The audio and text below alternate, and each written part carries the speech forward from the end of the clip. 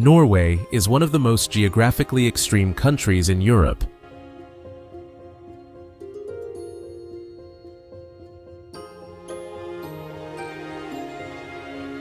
It stretches nearly 2,000 kilometers from south to north, crossing into the Arctic Circle and continuing to the archipelago of Svalbard, less than 1,000 kilometers from the North Pole.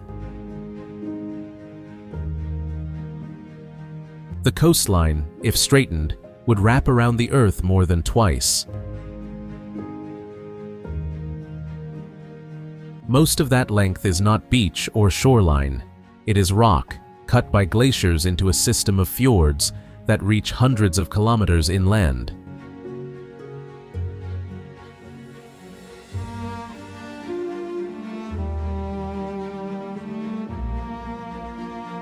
The fjords are the defining feature of this country. They were carved during the last ice age, when glaciers up to 2 kilometers thick moved slowly toward the sea, grinding through valleys over hundreds of thousands of years.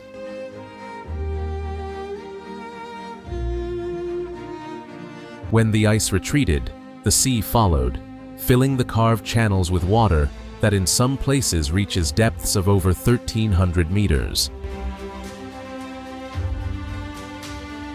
The walls left behind rise almost vertically from the surface, in some fjords climbing more than 1,000 meters within a short horizontal distance from the water. Above the fjords, the terrain continues upward onto high plateaus, where conditions remain close to Arctic even in summer.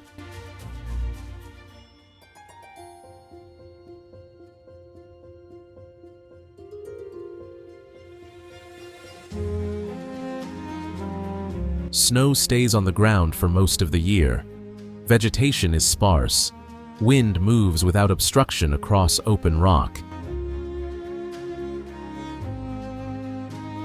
Below the fjords, the sea extends westward into the open Atlantic, where Norway's fishing grounds have supported human settlement for thousands of years.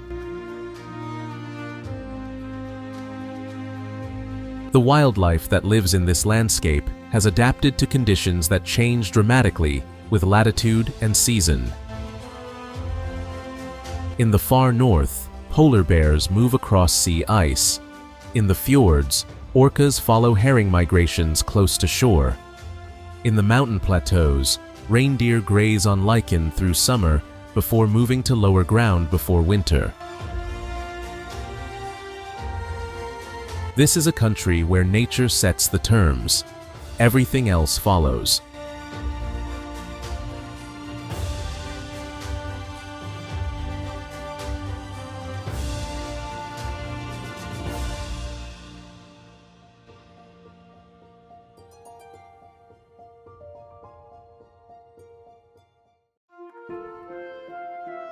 Geirangerfjord runs about 15 kilometers inland from the open sea, cutting through mountain walls that rise more than 1,400 meters above the water.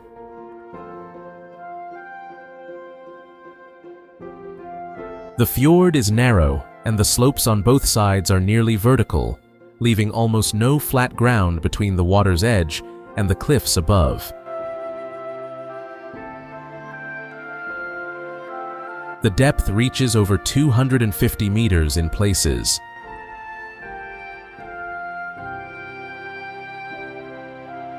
The combination of height above and depth below gives the fjord an enclosed quality that wider valleys do not have.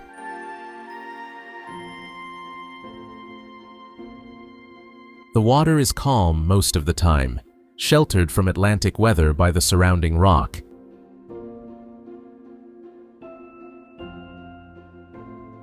On still days, the surface reflects the cliff faces with enough clarity that the boundary between stone and water becomes difficult to read.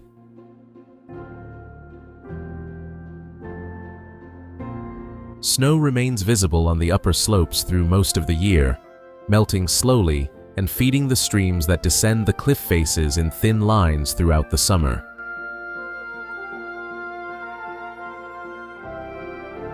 Geirangerfjord is a UNESCO World Heritage Site, recognized alongside Nærøyfjord as an example of fjord landscapes formed by glacial erosion.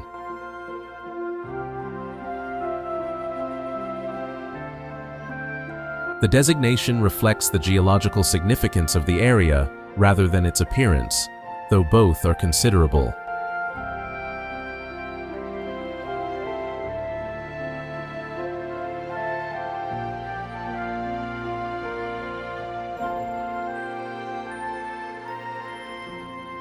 Along the northern wall of Geirangerfjord, 7 separate waterfalls descend side by side from snowfields above.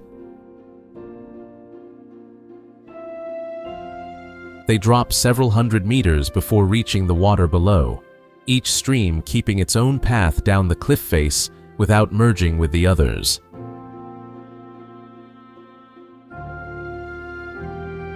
The falls are most powerful during spring snowmelt, when flow is at its peak.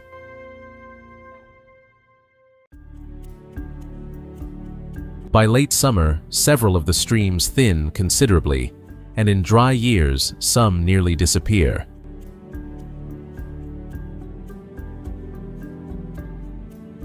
The variation is entirely seasonal, driven by snowpack levels on the plateau above.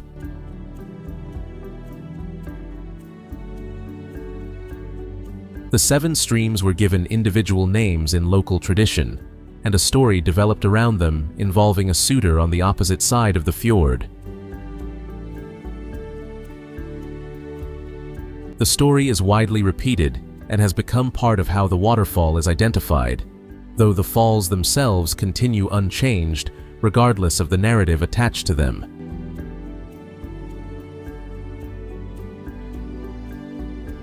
Above the falls, small wooden farm buildings are fixed to narrow terraces cut into the rock.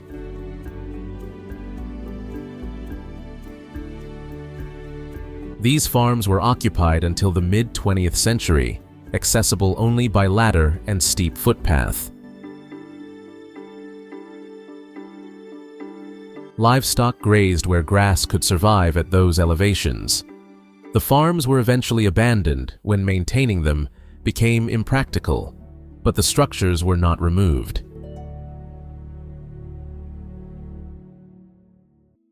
They remain on the cliff face, slowly weathering, while the waterfalls continue to run beside them each spring.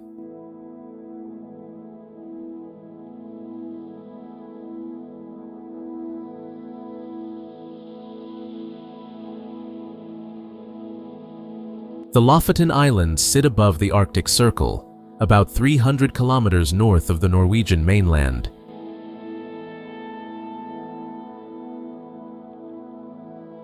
The archipelago is a chain of islands separated from the coast by a wide stretch of open sea.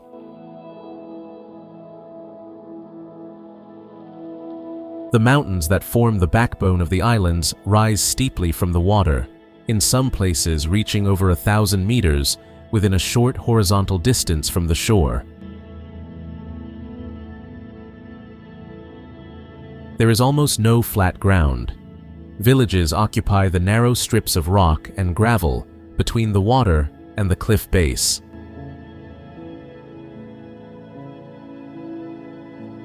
Rein and Hamnøy are 2 of the smallest and most recognizable of these settlements.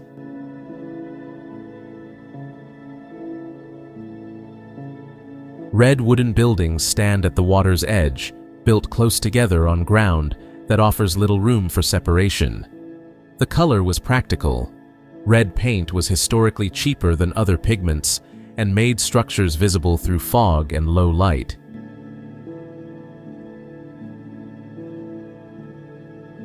The buildings face the water because the water was the reason for being there.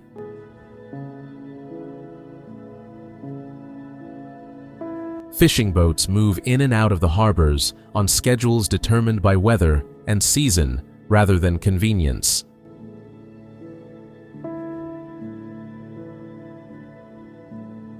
The Atlantic cod that migrate into Lofoten waters each winter to spawn have defined life on these islands for centuries.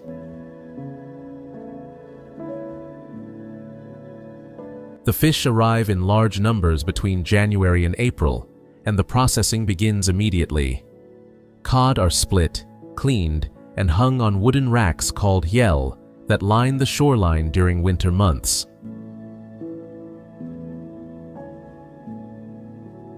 The drying process takes several months, relying on cold air and steady wind to remove moisture without freezing the flesh.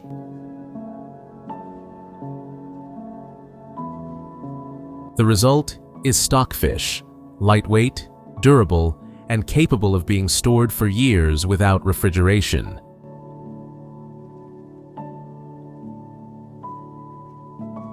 Stockfish from Lofoten supplied European markets for centuries, reaching Italy, Portugal, and West Africa through trade networks that connected these remote islands to populations far beyond the Arctic.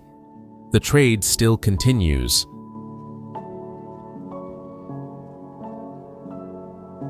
Stockfish remains a significant export, and the drying racks still fill the shoreline each winter in the same way they have for generations.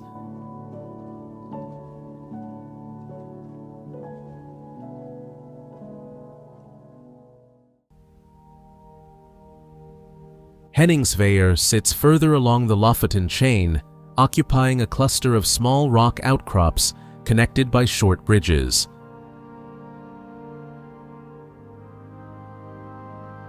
The settlement is dense by necessity. Every usable surface is built on. Roads are narrow. Buildings stand close to the water on all sides. At the edge of one of the outcrops, a football pitch occupies a flat rock surface surrounded by open water on three sides.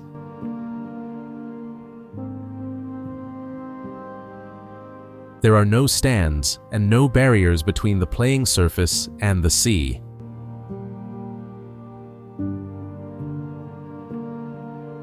The pitch exists because it was the only flat ground available large enough to accommodate it.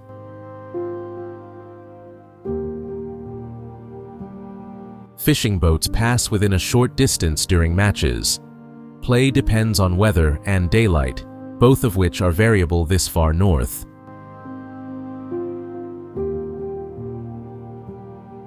The pitch has become one of the more photographed locations in the Lofoten Islands, though its existence was never intended as a statement.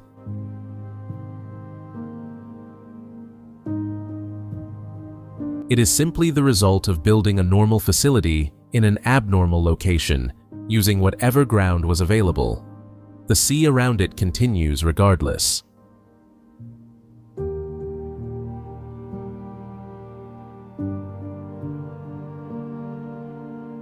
Preikestolen is a horizontal plateau of rock sitting roughly 600 meters above the Geirangerfjord below.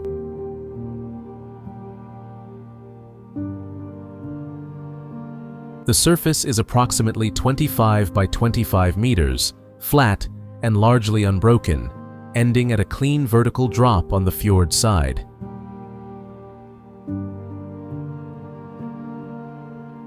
There are no railings, no markers, and no barriers of any kind at the edge. The cliff face below the plateau drops directly to the water. The rock formation is the result of glacial pressure and the natural fracture patterns in the underlying stone. During the last ice age, the weight of glaciers compressed the rock along existing fault lines. As the ice retreated, those fractures widened slightly, leaving a block separated from the main mountain face on three sides.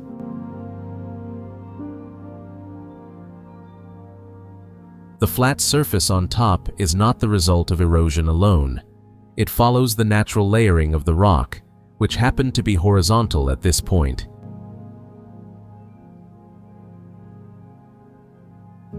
Getting to the plateau requires a hike of roughly 2 hours from the trailhead below. The path climbs steadily through rock and scrub, with the fjord becoming visible at intervals through gaps in the terrain. The plateau itself does not come into view until the final approach. When it appears, the transition from trail to open rock is abrupt.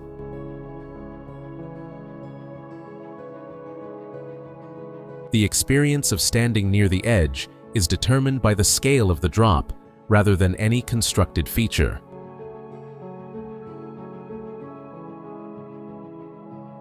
The fjord below is wide and calm. The distance to the water makes sound from the surface inaudible. The rock underfoot is solid and unchanged.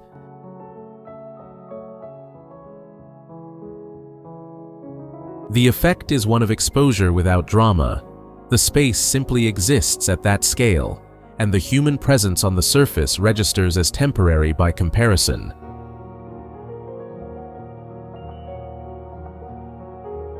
Preikestolen receives several 100,000 visitors each year, most of them between June and September.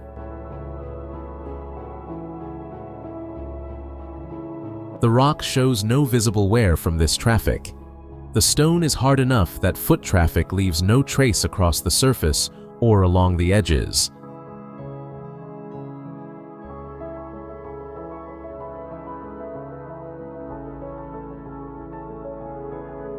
Trolltunga is a slab of rock that extends horizontally from a cliff face, projecting roughly 10 meters outward over open air. The surface below the overhang drops approximately 700 meters to Lake Ringedalsvatnet.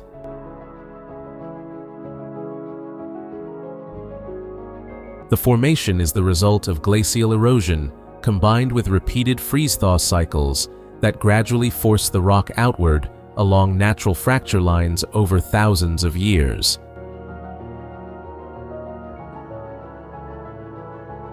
The surrounding terrain is a high mountain plateau that was once covered by ice exceeding 1,000 meters in thickness.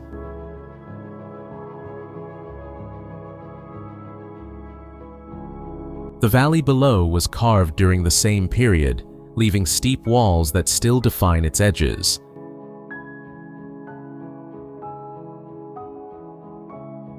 The lake at the base collects snowmelt from the plateau above, its level rising and falling with the seasons.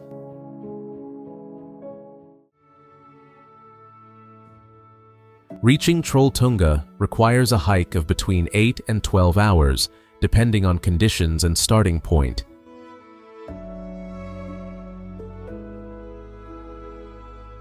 The route crosses exposed terrain at high elevation, where weather can change significantly within a short period.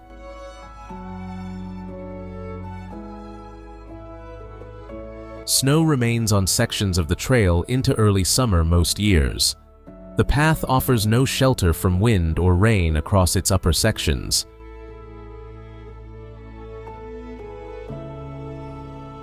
The rock itself is unremarkable in texture and color, gray stone worn smooth by long exposure. What makes it distinctive is purely its geometry, the horizontal projection over a large vertical drop.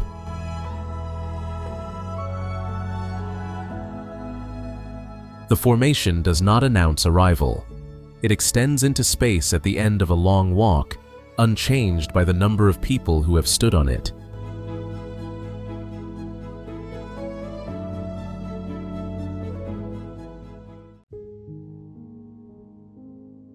At the upper reaches of Geirangerfjord, a boulder approximately 5 cubic meters in size is wedged between two vertical rock faces above a drop of roughly 1,000 meters.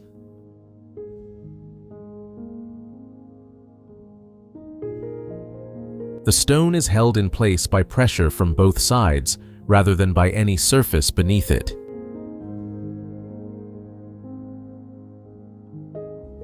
There is open air directly below it. Wind moves freely through the gap around it.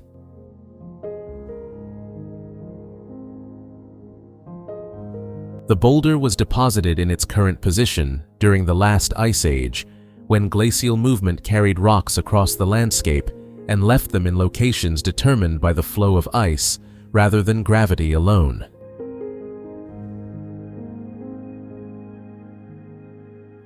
The gap it occupies formed as the surrounding rock faces slowly diverged along a natural fracture. The boulder fits tightly enough that it has remained stable since the ice retreated thousands of years ago.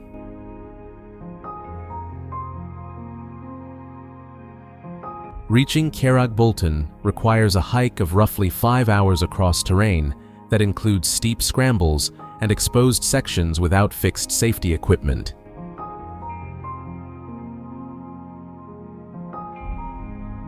The route follows Geirangerfjord Road part-way before leaving the road for open ground.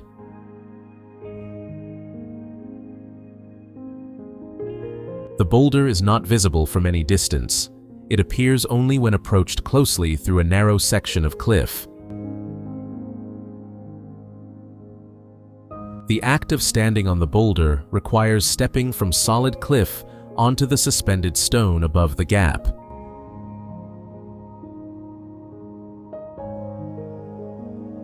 The surface is roughly flat on top and large enough for 1 or 2 people. The stability is not in question. The boulder has not moved in measurable terms for thousands of years.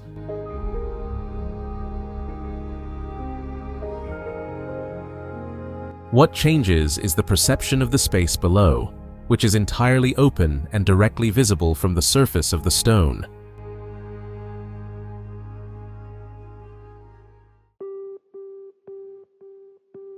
Svalbard is an archipelago in the Arctic Ocean, roughly halfway between the Norwegian mainland and the North Pole. The largest island, Spitsbergen, contains the only permanent settlements. The main town, Longyearbyen, has a population of around 2,000 people and sits at approximately 78 degrees north latitude.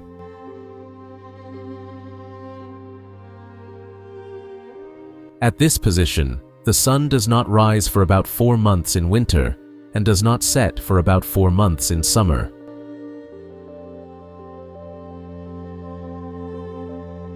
The ground beneath Longyearbyen is permafrost. Buildings cannot be anchored to it in the conventional way.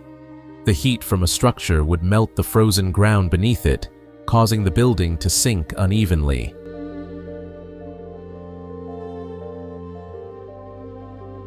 Instead, buildings are raised on piles driven deep enough to reach stable frozen layers, with a gap between the floor and the ground that allows cold air to circulate and prevents heat transfer.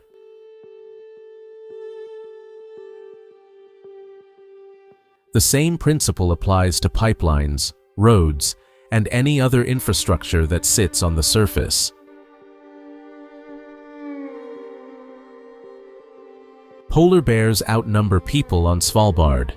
The total bear population across the archipelago is estimated at around 3,000, compared to the human population of roughly 3,000 in the settlements.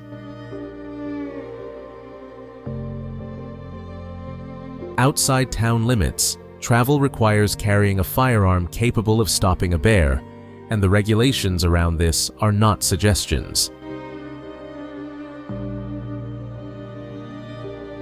Bear encounters outside settlements are a realistic possibility rather than an exceptional event.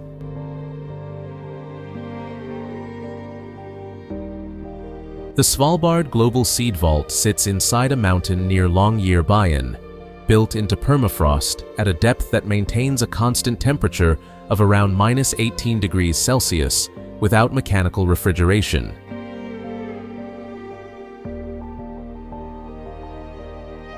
The vault holds duplicate copies of seeds from agricultural gene banks around the world, currently numbering over 1,300,000 seed samples representing more than 6,000 plant species.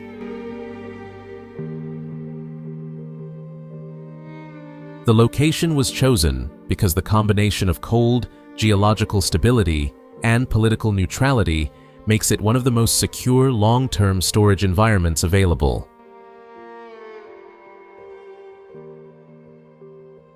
The vault has been accessed for withdrawals only once, in 2015, when conflict in Syria made it impossible to maintain a regional seed bank in Aleppo.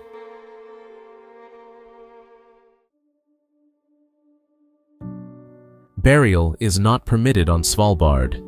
The permafrost preserves organic material indefinitely, and bodies buried here do not decompose in the normal way.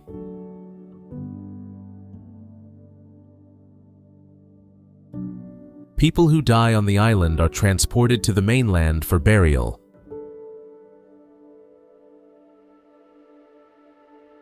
This rule applies regardless of circumstance, and it has been in effect long enough that it is simply a known condition of living here, rather than an unusual restriction.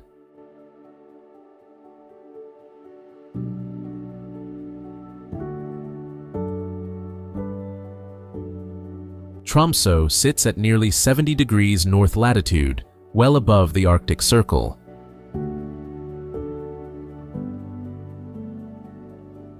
The city has a population of around 75,000, making it the largest urban center in northern Norway and one of the largest cities in the world at this latitude.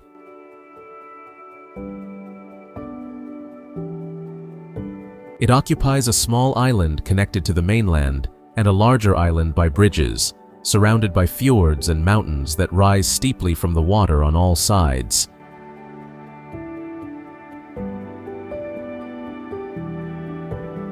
In winter, the sun does not rise above the horizon for roughly 2 months. This period is called polar night. Daylight is replaced by a period of extended twilight around midday, when the sky lightens briefly before darkening again.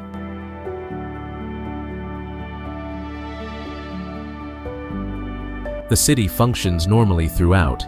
Streetlights run continuously. Businesses operate on standard hours.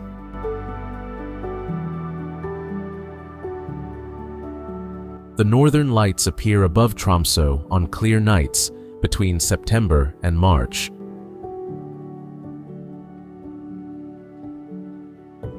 The phenomenon occurs when charged particles released by the sun interact with gases in the upper atmosphere at altitudes between 100 and 300 kilometers.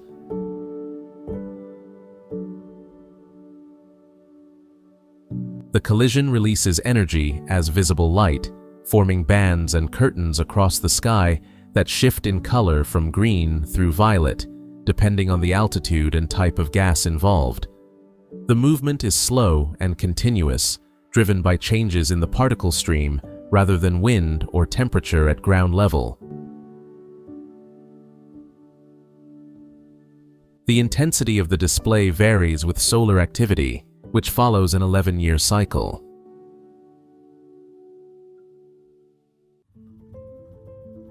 At peak activity, lights are frequent and cover large sections of the sky.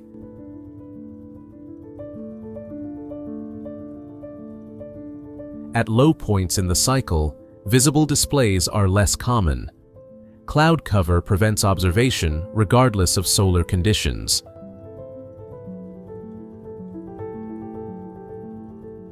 Clear skies in winter require cold, high-pressure weather systems that are not guaranteed on any particular night.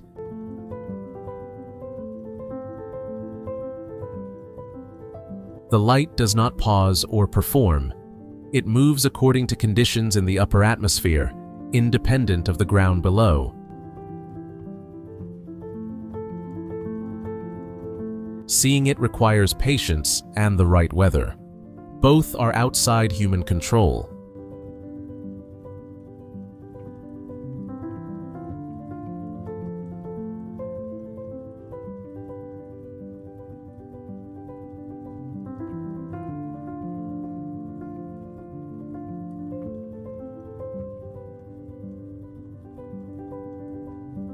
The coastal waters around Tromsø stay largely ice-free through winter because of warm Atlantic currents moving north along the Norwegian coast.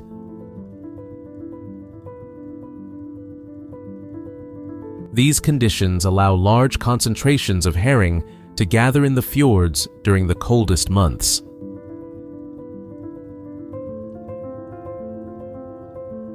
Orcas follow these migrations, arriving in the waters around Tromsø and the nearby Fjord and Skjervøy areas between October and January.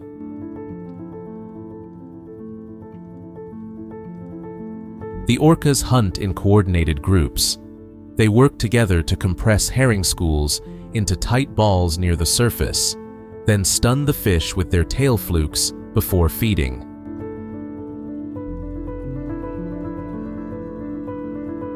The behavior is consistent and efficient.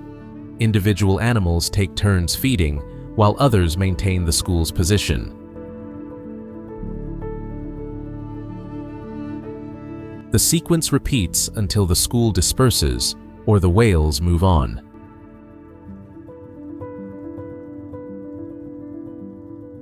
The combination of orca activity at sea level and northern lights above in the same location and season is not a designed experience. It is a coincidence of geography and timing.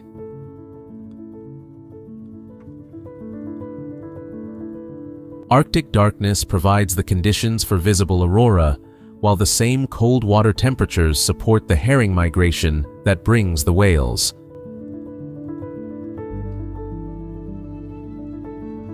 The two phenomena operate on entirely separate scales and are connected only by location.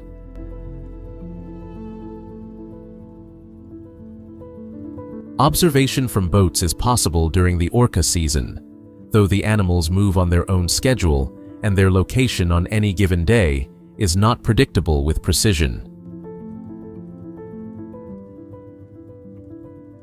Encounters depend on finding the herring, which the orcas locate through echolocation rather than visible cues.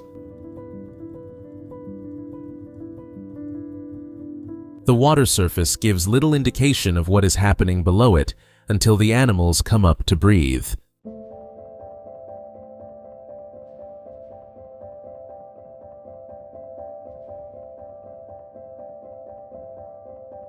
Bergen sits on the southwestern coast of Norway, surrounded by 7 mountains and open to the North Sea on its western side.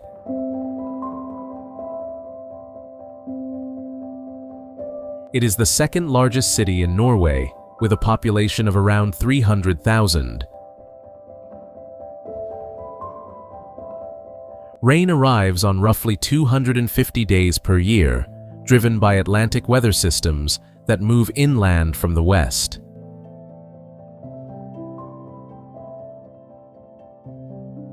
The wet climate is a fixed condition of the location rather than a seasonal variation.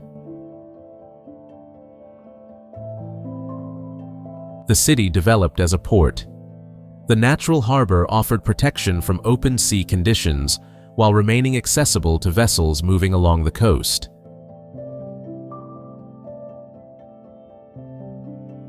From the 12th century onward, Bergen was Norway's most important trading center, connected to the Hanseatic League network that linked ports across northern Europe from the Baltic to the North Atlantic.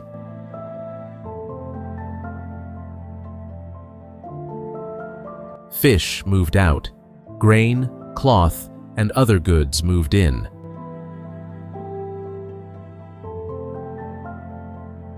The trade continued for several centuries under terms largely set by the German merchants who controlled the warehouses along the harbor.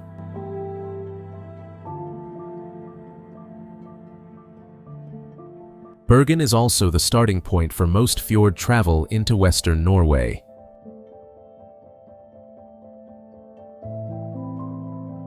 The rail connection to Oslo, completed in 1909 across the Hardangervidda Plateau, remains one of the highest and most exposed railway routes in Europe.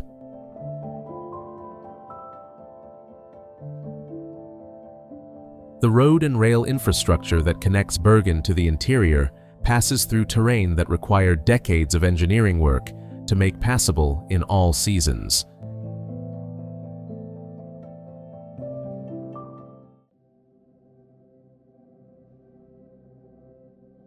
Bryggen is a row of wooden warehouse buildings along Bergen's harbor front, dating in their current form to the early 18th century. The buildings replace earlier structures on the same site, which were destroyed by fires in 1602 and 1702.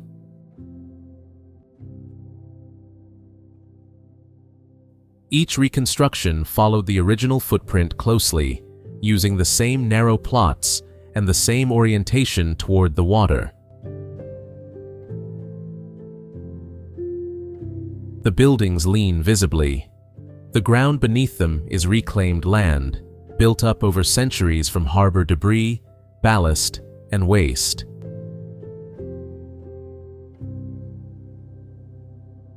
This material compresses unevenly over time, causing the timber frames to settle at different rates.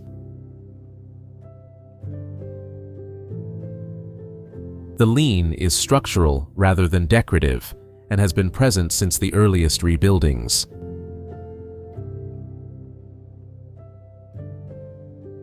Inside the Briggen complex, the buildings are divided by narrow alleyways, barely wide enough for two people to pass.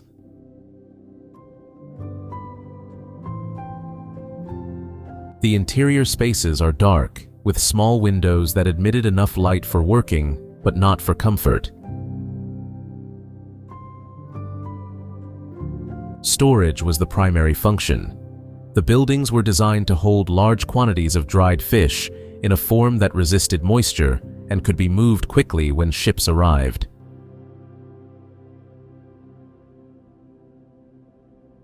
The Hanseatic merchants who operated here lived under strict rules. They were not permitted to marry local women, own property outside the compound, or engage in trade outside the network.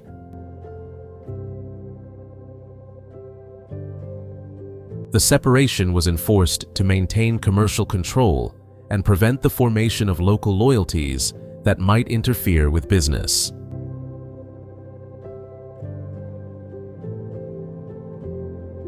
The arrangement lasted for several centuries before the Hanseatic League declined and Bergen merchants took back control of their own harbor.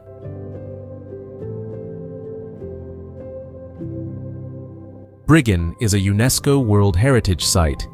The buildings are still in use, occupied by small businesses, restaurants, and workshops. The harbor in front of them remains active.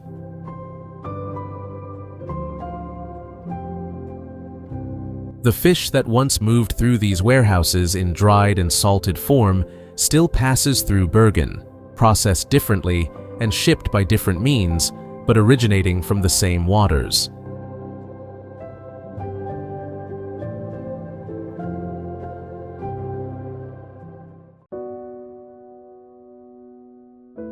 Nærøyfjord branches off from Geirangerfjord, the longest fjord in Norway, extending about 18 kilometers toward the southeast.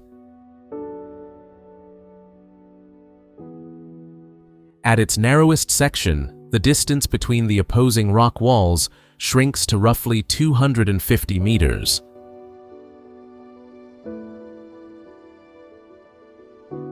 The mountains on both sides rise more than 1,600 meters above the water, leaving almost no horizontal transition between the fjord surface and the cliff faces above.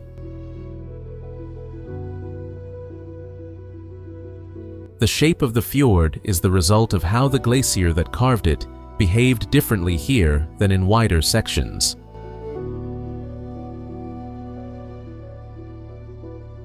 The bedrock in this area is unusually hard, which limited how much the glacier could erode sideways.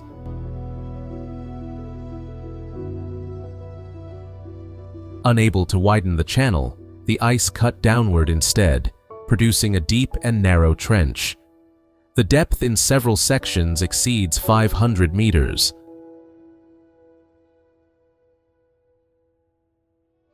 When the ice retreated and the sea filled the channel, the narrow profile was preserved exactly as the glacier left it. The walls are steep enough that direct sunlight reaches the water surface for only part of the day, even in summer.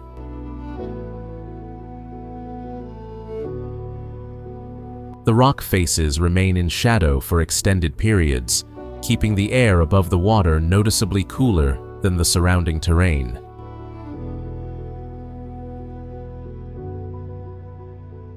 Waterfalls descend from above in thin lines, fed by snowmelt from the plateau, audible from the water, but difficult to trace visually against the scale of the cliff.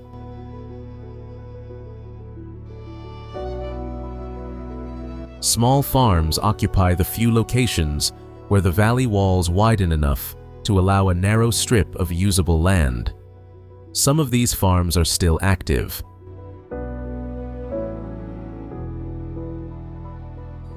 Others were abandoned when the combination of isolation and difficult terrain made them no longer viable. The buildings that remain standing on the abandoned plots are slowly deteriorating, and the land around them is being reclaimed by vegetation.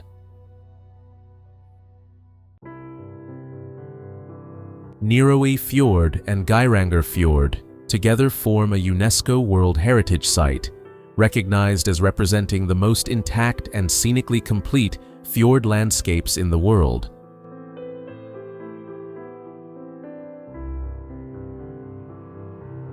Geirangerfjord is the third longest fjord in the world, extending about 179 kilometers inland from the coast.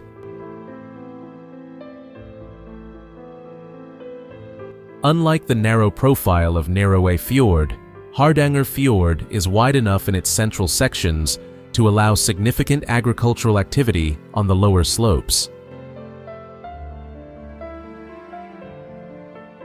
The combination of meltwater from nearby glaciers, mineral-rich runoff, and the moderating effect of the fjord water on local temperatures creates growing conditions that are unusual for this latitude.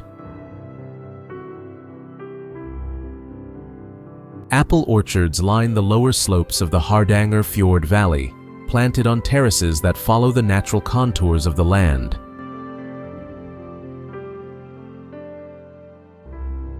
The trees bloom in May, when snow is still visible on the mountains above. The contrast between white blossom at lower elevation and snow at higher elevation appears within the same view.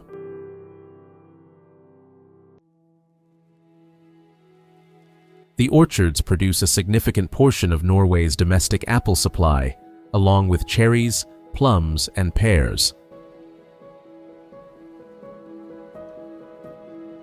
The growing season is short, and the yields are determined by a narrow set of conditions that do not allow much variation.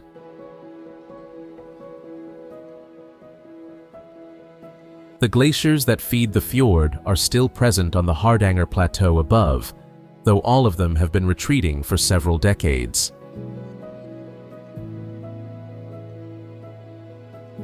The Folgefonna Glacier, one of the largest in Norway, drains into the Geirangerfjord system.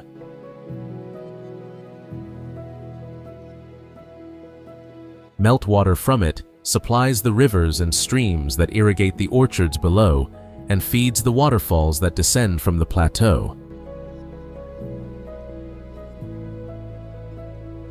Voring Falls is one of those waterfalls. Water from the Hardanger Plateau drops approximately 183 meters into a canyon carved by long-term erosion at the base of the escarpment.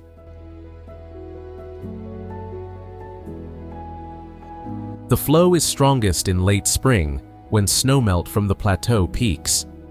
By late summer, the volume reduces considerably, though the waterfall does not dry out completely.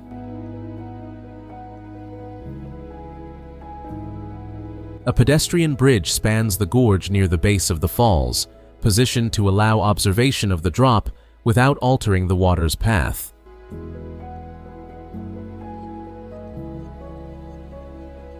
The bridge is functional rather than decorative, built to handle the spray and vibration that the waterfall generates throughout the season.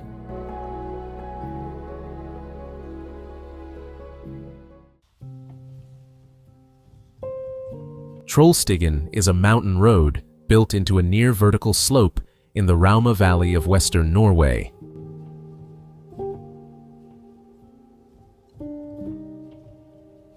11 sharp hairpin turns climb through exposed rock, each one cut by hand into solid stone during construction in the early 20th century.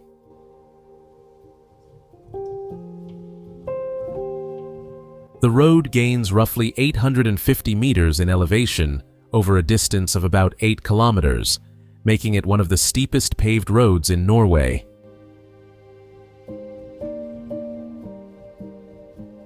The construction required controlled blasting through solid rock faces and the installation of retaining walls to hold the road in place against the slope.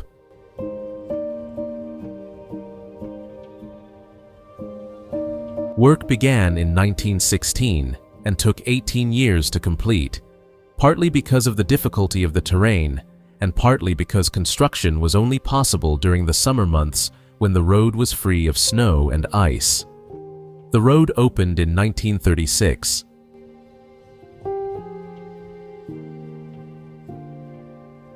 Several waterfalls cross the route at different points, spilling directly over the pavement during snowmelt season in late spring and early summer.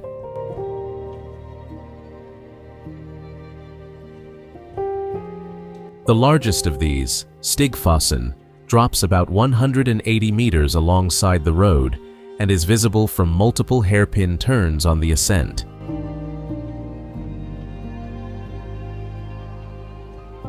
The road closes completely each winter, typically from October through May, when snow and ice make passage impossible and rockfall risk increases significantly.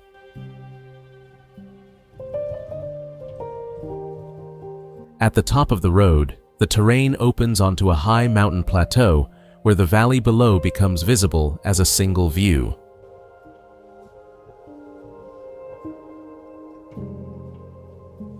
The elevation difference between the valley floor and the plateau is sharp enough that the transition from enclosed valley to open plateau happens within a short section of road.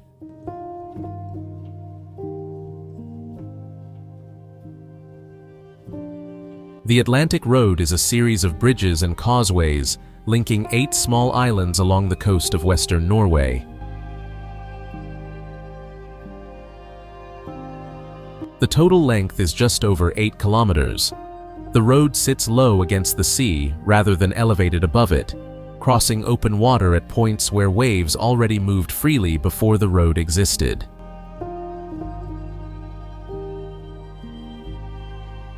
Construction ran from 1983 to 1989. During that period, the project was hit by 12 hurricanes, which damaged sections of the road multiple times and forced repeated redesigns of the most exposed sections.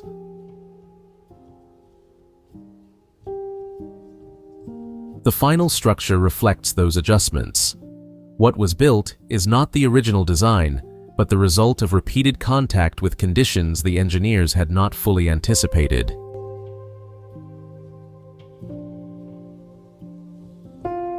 The most distinctive section is the Storsøysundet Bridge, which curves sharply at its highest point before dropping back toward the road level.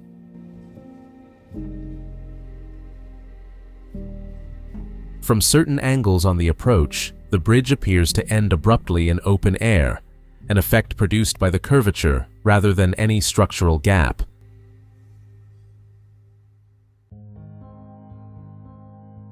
The bridge was designed to flex under load, distributing the force of wind and waves across the structure rather than concentrating stress at fixed points. Storm conditions change how the road functions. Waves break over the roadway. Spray crosses the guardrails. Wind pushes water sideways across the deck. These events were anticipated during construction and accounted for in the design, but they were not eliminated. The road was built to accept contact with the sea rather than avoid it. Traffic continues when conditions allow and stops when they do not. There is no alternative route.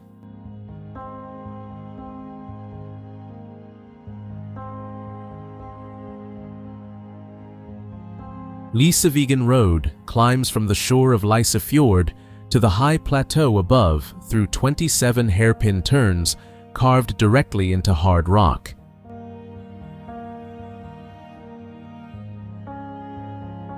The road gains over 800 meters in elevation over its length, passing through terrain that offers no flat sections and few places where the surrounding rock face pulls back from the road edge.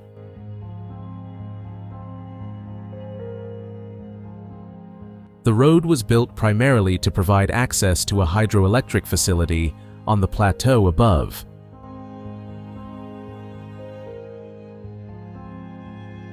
The practical requirement drove the engineering rather than the scenery, which is why the road follows the most direct viable path up the slope rather than a more gradual approach. The gradient is constant and steep throughout.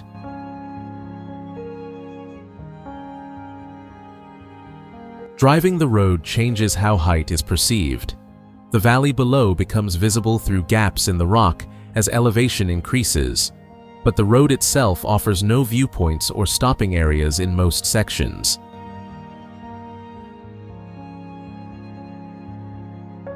The concentration required to navigate the turns at the gradient involved leaves little attention available for the landscape. Height registers through pressure rather than view.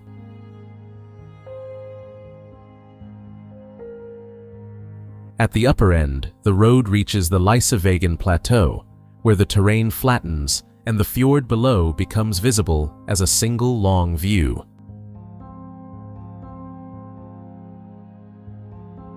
The change from enclosed mountain road to open plateau is abrupt.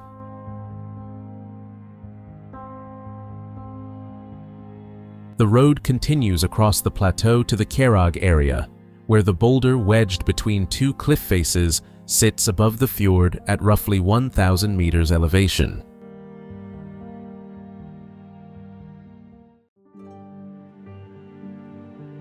Borgen Stave Church stands in a narrow valley in western Norway, constructed in the late 12th century from pine harvested in the surrounding forests. The building has remained in its original location and condition for over 800 years, making it one of the best preserved wooden structures of its age anywhere in the world.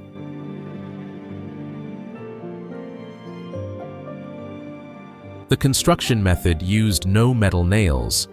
Vertical wooden staves were set into a horizontal sill beam, with each joint designed to allow slight movement as the wood expanded and contracted with seasonal moisture changes. The timber came from slow-growing trees shaped by long winters and short summers. The density of that wood gave it unusual resistance to decay.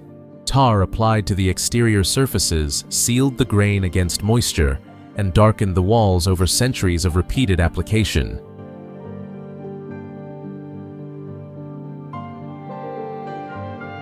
Dragon heads project from the roof ridges at each end of the building. The forms come from Norse mythology, predating the arrival of Christianity in Norway.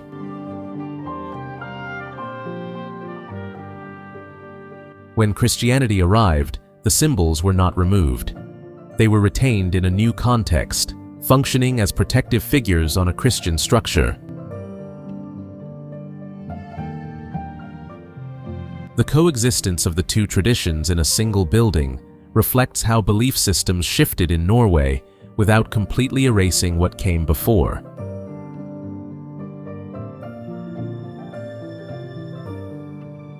The interior is small and dark. Thick walls and narrow openings limit the light that enters. The atmosphere is closer to a forest interior than a conventional church, enclosed, quiet, and shaped by the material rather than by any attempt to impress.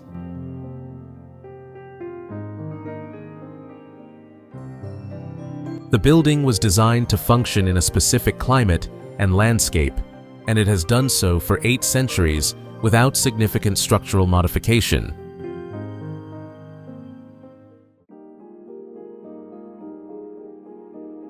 On the coast of Geirangerfjord in southwestern Norway, two small wooden houses sit beneath a massive rock overhang.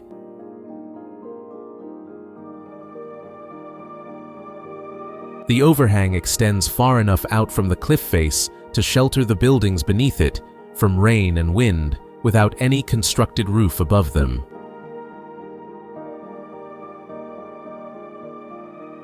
The rock does the work that a building would otherwise require. The farms were occupied from the medieval period through the mid-20th century. The families who lived here had access to a small amount of arable land at the base of the overhang and to the fjord in front of them for fishing. The location was chosen not for convenience, but for the specific protection the rock provided.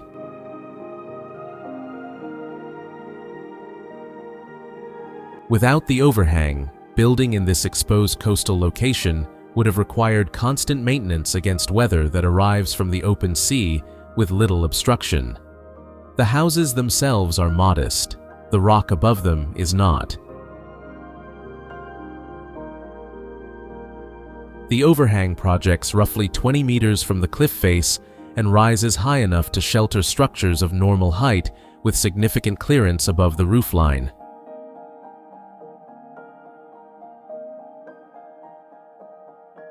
From the water, the buildings appear tucked into the cliff rather than standing in front of it.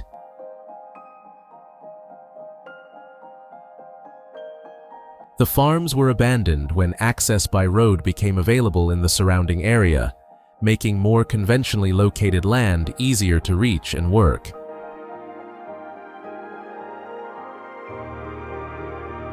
The buildings remain in place and are maintained as a historic site.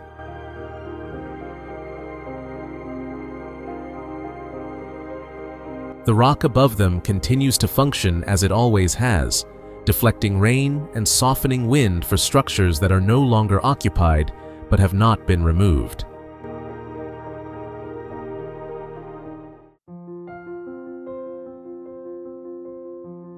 Oslo sits at the end of the Oslo Fjord, a long inlet that extends about 100 kilometers inland from the Skagerrak Strait.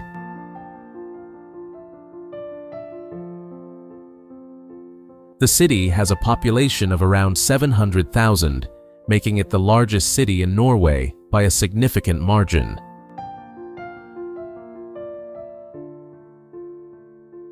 The surrounding region contains roughly a third of the country's total population within a short distance of the center.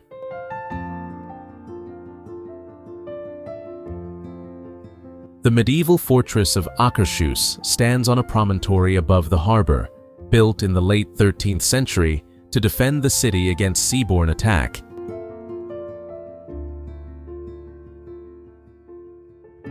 The stone walls and towers are largely intact, though the fortress has not functioned as a military installation in its original sense for centuries.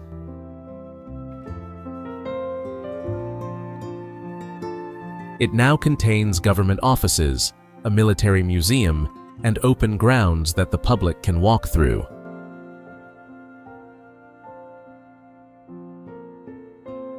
The harbor below it remains active, used by ferries connecting Oslo to Denmark and Germany, as well as by smaller vessels moving along the fjord.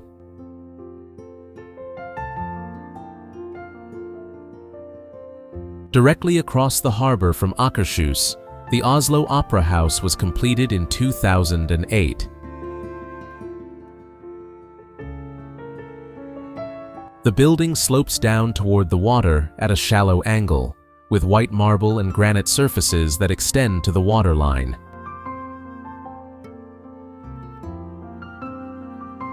The roof is accessible to the public and functions as an open plaza above the water.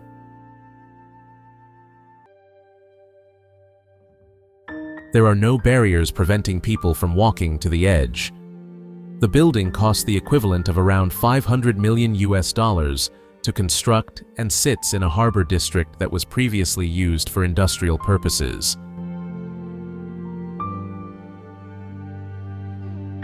The two structures face each other across the same harbor.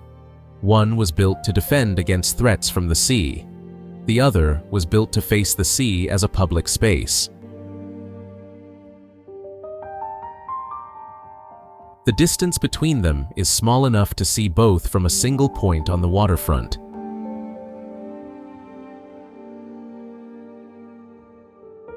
The 8 centuries between their construction are not visible in the gap.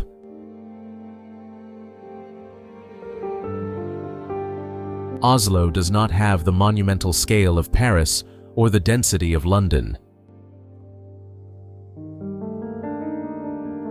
The streets are clean and the public transport runs on schedule. Wealth here does not appear in grand gestures. It appears in the condition of ordinary things: the roads, the parks, the reliability of systems that most cities treat as aspirational rather than standard.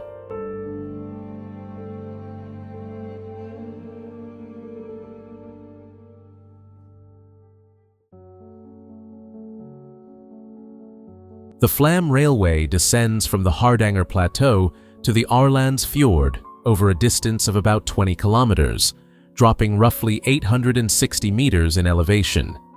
It is one of the steepest standard gauge railways in the world.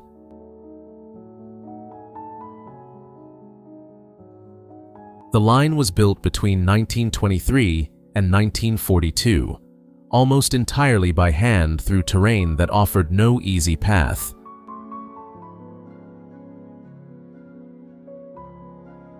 Workers drilled and blasted through solid rock, advancing a few meters at a time.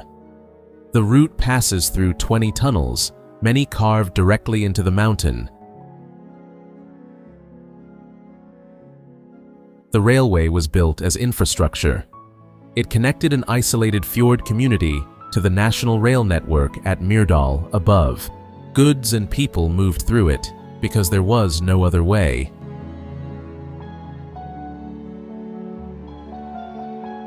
What the engineers left behind, without intending to, was a compressed sequence of everything Norway contains in a single 20-kilometer line: waterfalls, cliffs, narrow valleys, open fjord, and the sea at the bottom.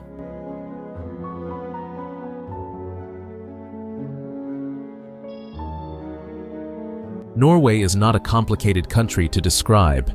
The ice came, it carved the rock. The sea filled what the ice left behind.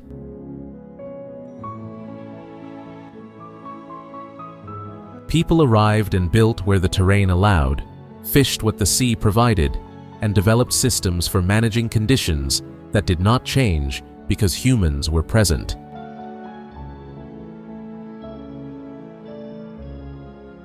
What makes it difficult to leave behind is the scale. The fjords are wider and deeper than photographs suggest. The mountains above them are higher. The distances between settlements are longer.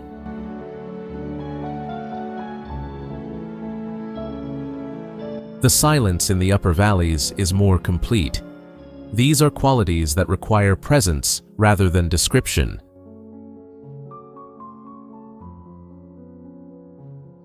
The Flam Railway reaches the water at the bottom and stops. The fjord continues in both directions, unchanged by the arrival of the train or by anything else that has happened along its shores. That is roughly how Norway works. The country functions, the landscape continues, both remain.